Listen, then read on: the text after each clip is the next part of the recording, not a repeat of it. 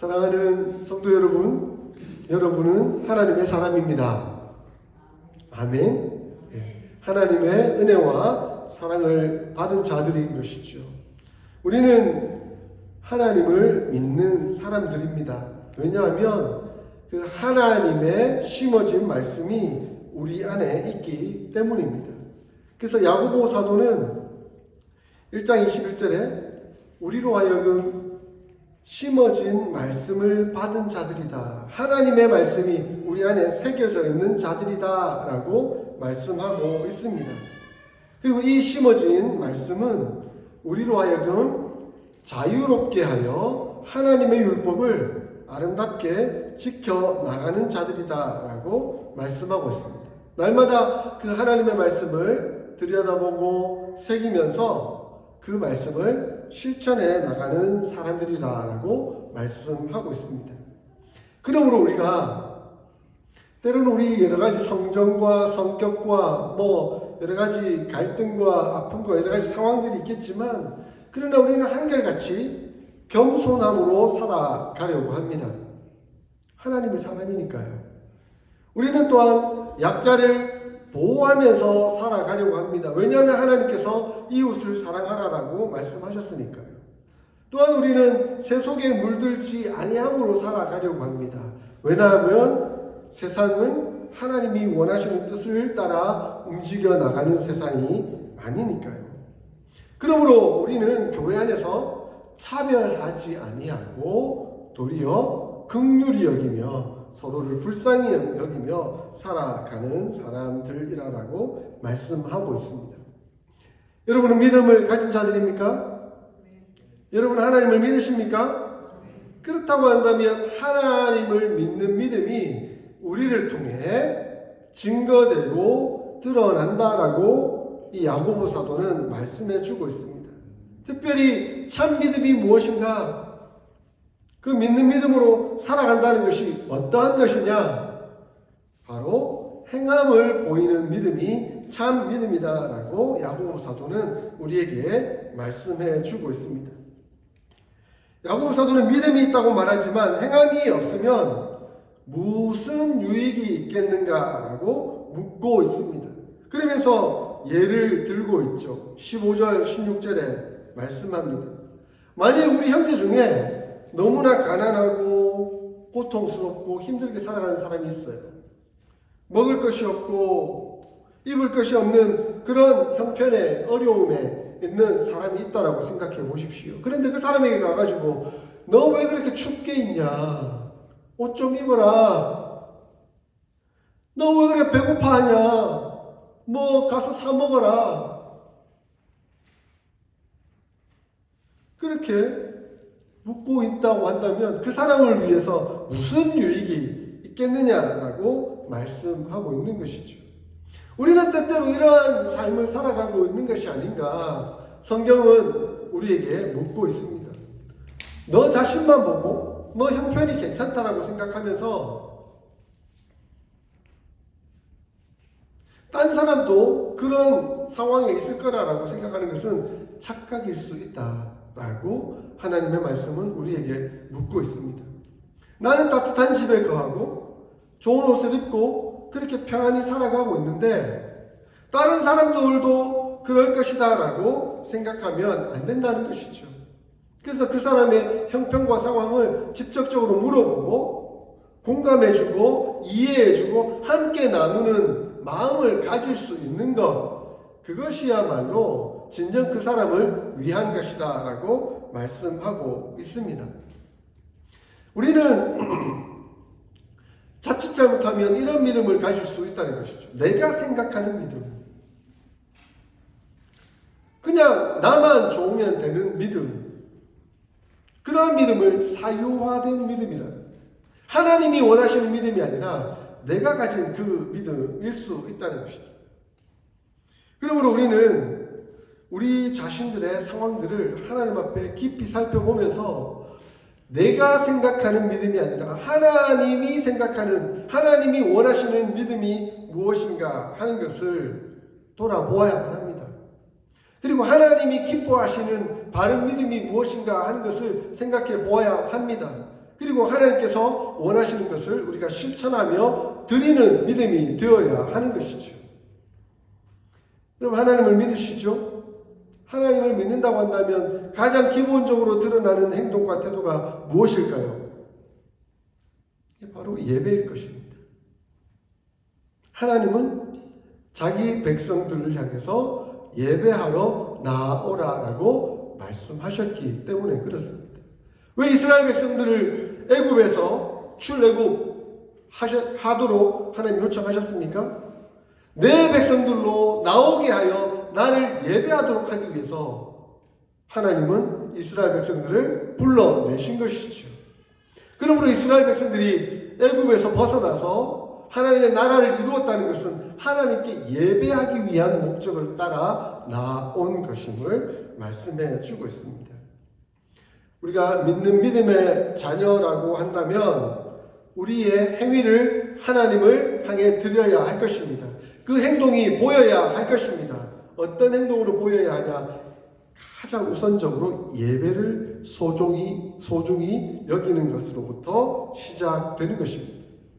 하나님을 믿는다라고 하지만 예배를 드리지 않는다고 한다면 그 입술로는 고백하지만 실천으로는 하나님을 믿지 않는 행동을 하고 있는 것이죠. 그래서 고백론적 유식론자이지만 실천론적 무신론자가 될 수 있는 삶이 될 수 있다는 거예요.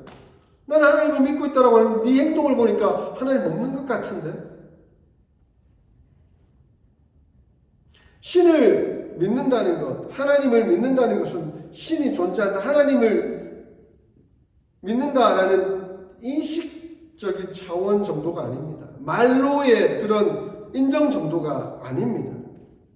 그런 인식, 그런 고백은 귀신, 마귀도 한다라고 야고보 사도가 말씀하고 있지 않습니까? 19절에 뭐라고 말합니까? 내가 하나님은 한 분이신 줄 믿느냐? 잘하는도다. 귀신들도 믿고 떠느니라. 귀신도 알고 있어요. 사탄도 알고 있어요. 하나님 계신 것. 하나님을 믿어요. 하나님을 인정해요. 그러나 그의 행위는, 그의 행동은 하나님을 예배하는 행위나 행동으로 나타나지 않는 것이죠. 그러므로 믿는다는 것은 단순한 인식 정도가 아닙니다. 단순한 인정 정도가 아닙니다. 그분과 동행하며 그분께 예배드리며 은혜로 사는 것을 말하는 것이죠. 그러므로 믿음은 자연스럽게 행동으로 이어지게 되어 있고 그 행동은 또한 성숙으로 발전되어지게 되어 있습니다. 참 믿음은 예수 그리스도를 나의 구주, 나의 하나님으로 인정한 것으로부터 시작되는 것이죠. 그 하나님의 말씀이 내 속에 새겨지는 것으로부터, 심어진 말씀으로부터 시작되는 것이지요. 그 말씀이 새겨지고 심어졌다고 한다면 이제는 우리는 하나님의 말씀을 따라 살아가게 됩니다. 이것을 우리가 신학적으로 말하면 칭의, 성화, 영화의 단계에 이른다라고 말을 합니다. 의롭다고 인정을 받은, 칭함을 받은 거예요. 칭의. 의롭다고 칭함을 받았다. 우리는 칭의된 존재이죠. 우리는 의롭지 않지만 하나님은 우리를 의롭다 하셔서 우리가 의로운 존재가 된 겁니다. 그러면 의로운 존재는 어떤 과정으로 발전해 가느냐? 거룩해져 갑니다. 그것을 거룩해져 간다 해서 성화라고 합니다. 그 거룩해져 가면 나중에 영원한 거룩으로 이루어지게 될 겁니다. 그것이 영화입니다. 그래서 칭의, 성화, 영화의 단계로 우리가 나아가게 되는 것이죠. 근데 이 칭의, 성화, 영화의 단계는 어떤 과정으로 우리에게 이루어집니까? 칭의는 바로 믿음으로 이루어지는 것이죠. 믿음으로 말미암아 우리가 의롭다고 인정을 받았으니까요. 그러므로 믿음은 의로 이루어지죠. 그러면 성화는 어떻게 이루어집니까? 우리가 어떻게 거룩해져 갑니까? 어떻게 하나님 앞에서 성숙되어 갑니까? 바로 사랑으로 이루어지는 것이죠. 사랑으로 우리는 거룩해져 갑니다. 여러분, 하나님의 자녀이죠? 하나님의 자녀로서 거룩해져 가기를 원하시죠? 그러면 사랑이 풍성해야 합니다. 사랑이 넘쳐야 됩니다. 사랑을 실천해야 됩니다. 내 힘으로는 안 되죠. 그래서 성령 하나님의 도우심이 필요합니다. 성령 하나님께서 나에게 임재하셔서 내 뜻은 그렇지 않지만 하나님의 뜻이 이럴 거야 라고 인정하며 고백하며 따를 수 있는 힘이 그 성령의 능력으로 오게 되는 것이지요. 거룩해져 가기를 원하십니까? 사랑하십시오. 거룩의 동기가, 도구가 바로 사랑입니다. 사랑은 감정적으로 하는 것이 아닙니다. 물론 감정이 생겨서 하면 자연스러운 일이겠죠. 그러나 감정이 따르지 않을 때도 의지적으로 들여서 순종하는 것이 사랑입니다. 그래서 우리 예수님이 뭐라고 말씀하셨습니까? 원수까지라도 사랑하라. 감정적으로 원수가 사랑이 되겠습니까? 지금 올라와가지고 막 화가 나고 막 분노가 치밀고 그런데 그게 사랑이 되겠습니까? 그런데 하나님은, 예수님은 사랑하라라고 말씀합니다. 감정에 치우치지 말고 의지를 들여서 하나님의 말씀에 순종하여 사랑하라라고 말씀하고 있습니다. 우리는 그러한 사람들을 보고 성인이라고 표현합니다. 성숙된 사람, 거룩한 사람이라고 표현하고 있습니다. 우리를 성도라고 부르죠. 성도라고 부르는 것은 하나님의 거룩을 입은 사람들입니다. 그 성숙을 쫓아가는 사람입니다. 거룩을 이루어가는 사람들입니다. 어떻게 거룩을 이루어간다고요? 사랑으로. 감정적인 사랑을 뛰어넘어 사랑할 수 없는 사람조차도 의지를 들여 사랑할 수 있는 것. 그것이 바로 성화되어가는 과정이라고 말씀할 수 있습니다. 힘들죠, 어렵죠. 그런데 우리는 소망을 품어야 합니다. 장차 이루어질 영광스러움을 바라보면서 우리는 가야 하는 것이죠. 이렇듯 성화의 과정을 이루어 나가면 우리는 하나님을 더 사랑하게 될 것이고 또한 이웃을 더 사랑하게 될 것입니다. 그래서 하나님은 묻고 계시죠. 너희가 거룩을 추구하고 있느냐? 하나님을 더 사랑하고 있느냐? 여러분, 하나님을 더 사랑하세요? 그 무엇보다도 하나님을 더 사랑하세요?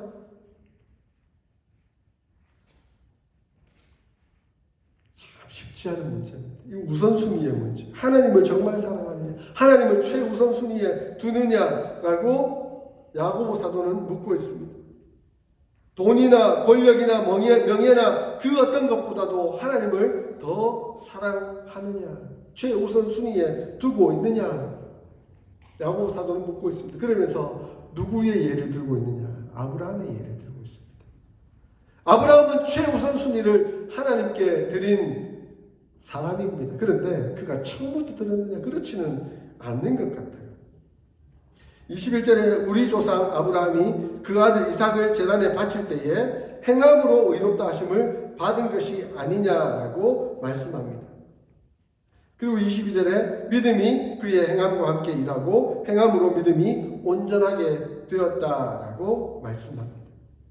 하나님은 아브라함을 부르셨습니다. 창세기 12장에 그 내용이 나오죠.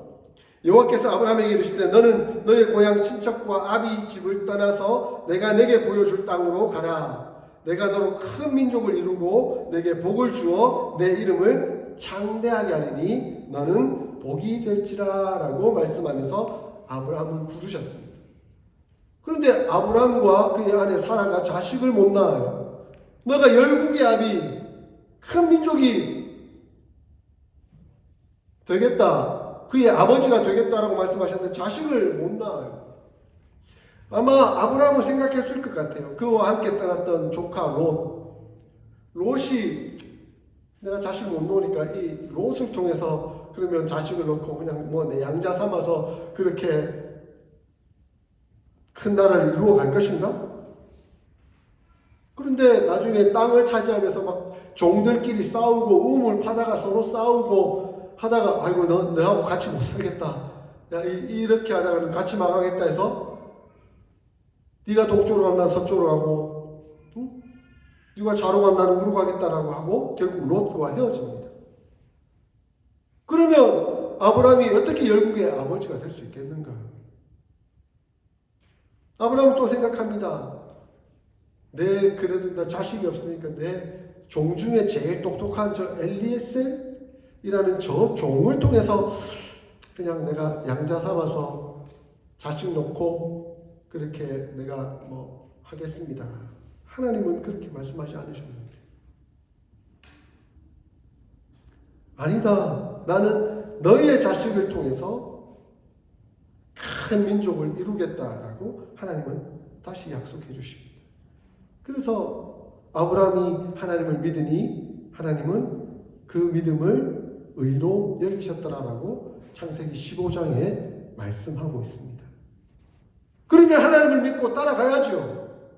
근데 얼마 후에 또 사라가 생각했을 때 그러면 당신의 씨로 자식이 태어나야 되는데 나는 아무래도 출산을 못하니까 내 종 하갈을 통해서 태어나도록 하십시오 라고 하면서 이스마엘을 낳고 말죠. 또 실패하고 맙니다.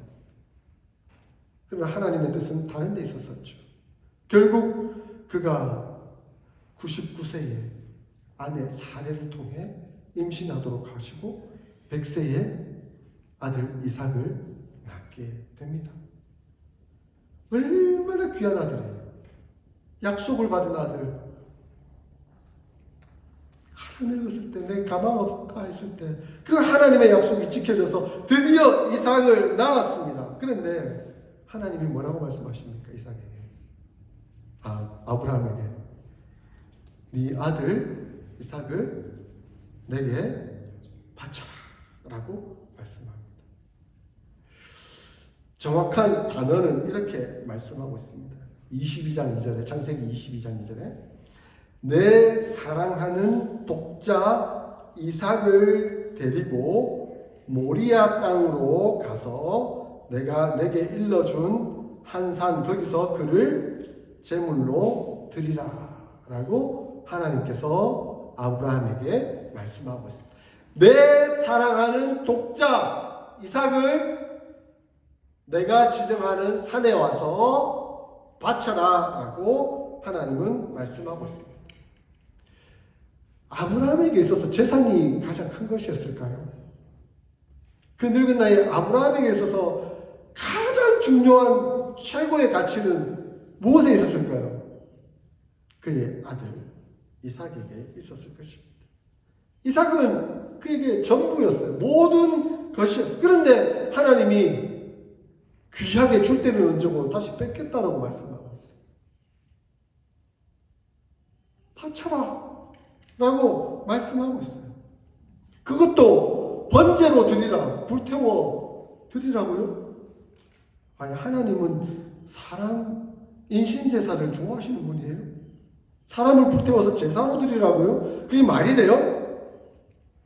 하나님은 절대 인신제사를 받으시는 분이 아니에요. 인신제사를 원하시는 분이 아니에요. 성경을 보면 인신제사를 지내는 그 신 앞에 만약에 이스라엘 백성이 나가거나 아니면 이방족이라 하더라도 너희가 하나님을 믿는 사람으로서 그런 짓을 한다면 그건 하나님 앞에서 큰 범죄다. 심지어 사형에 해당되는 범죄라라고까지 말씀하고 계시는 분이에요.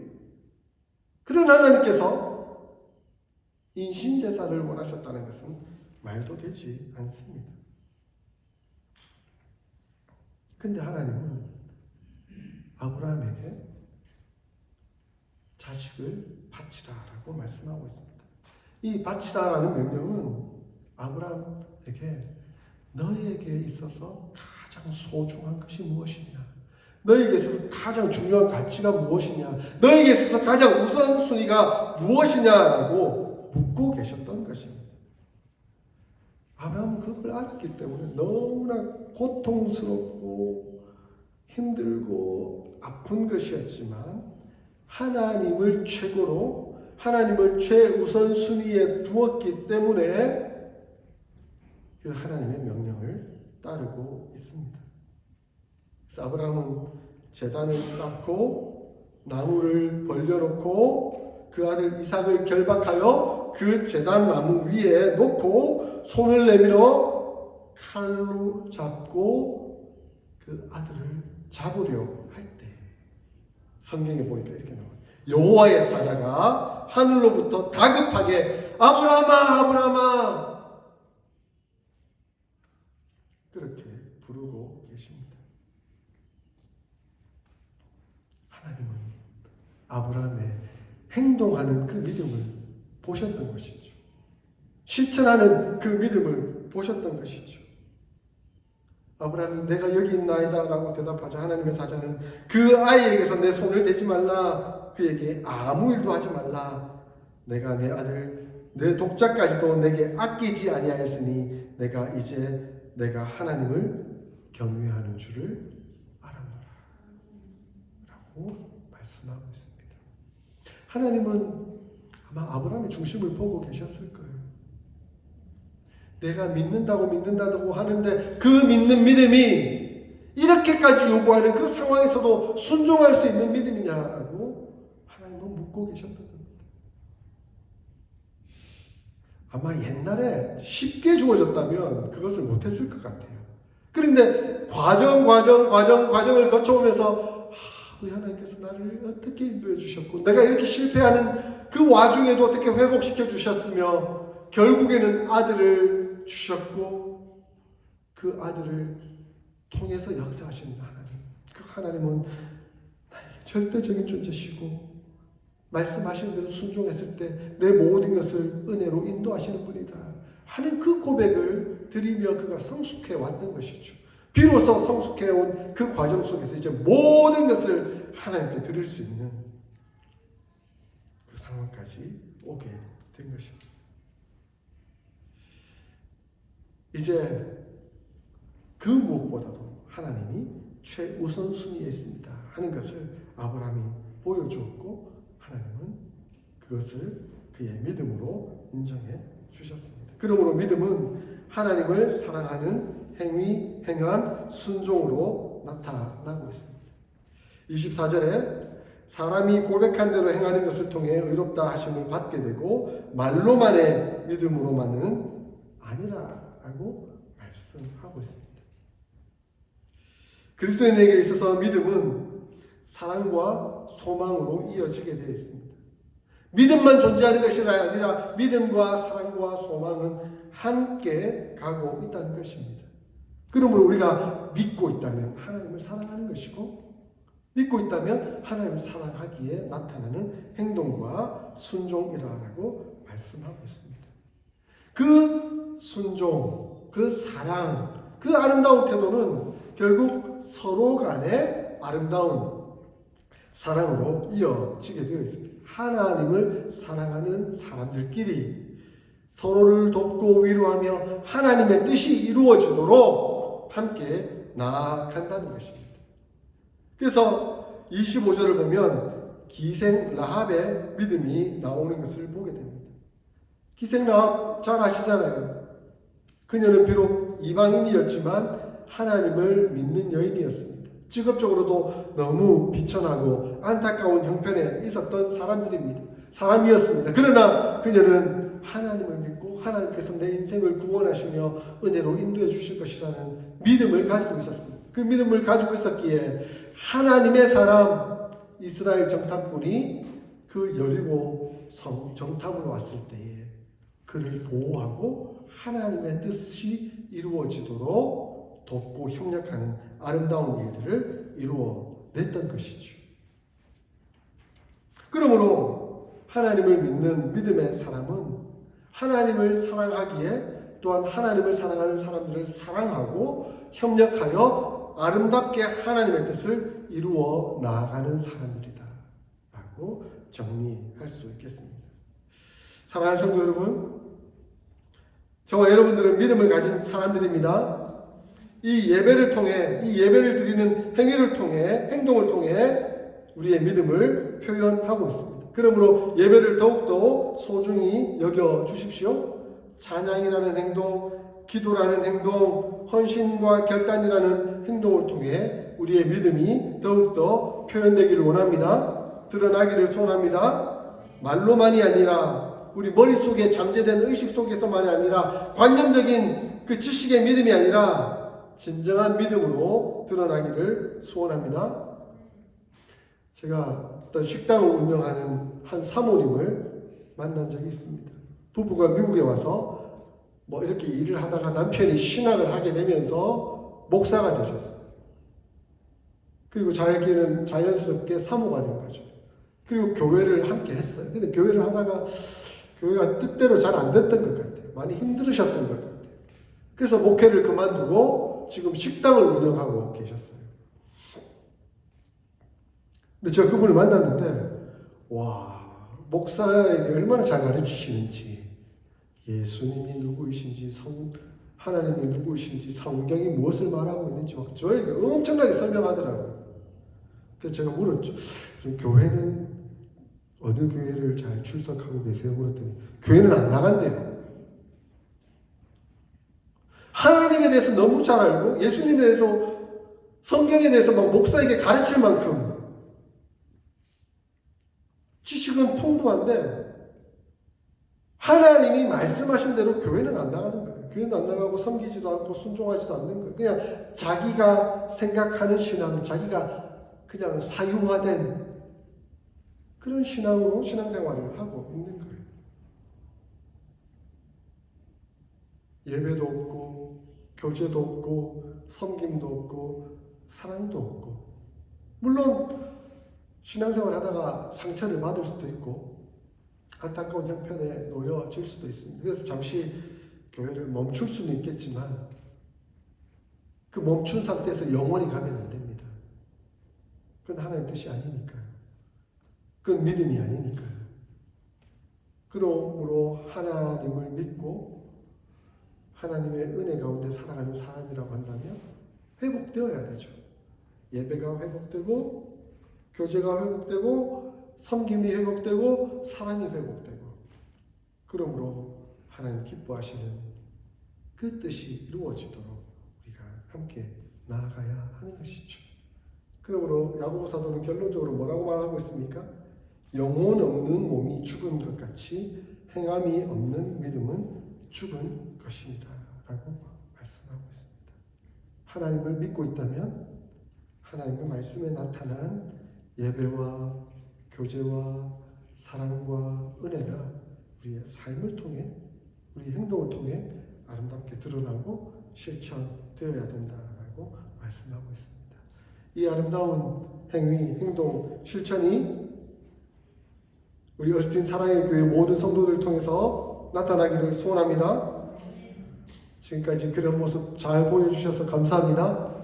우리 장로님, 권사님, 집사님, 우리 모든 성도들이 그 아름다운 모습을 보여주셔서 감사합니다. 이제 한 걸음 더 믿음의 행동을 통해 우리의 믿음, 사랑, 소망을 드러내며 하나님의 뜻을 아름답게 이루어나가는 저와 여러분들이 다 될 수 있기를 주의 이름으로 축원합니다. 아멘.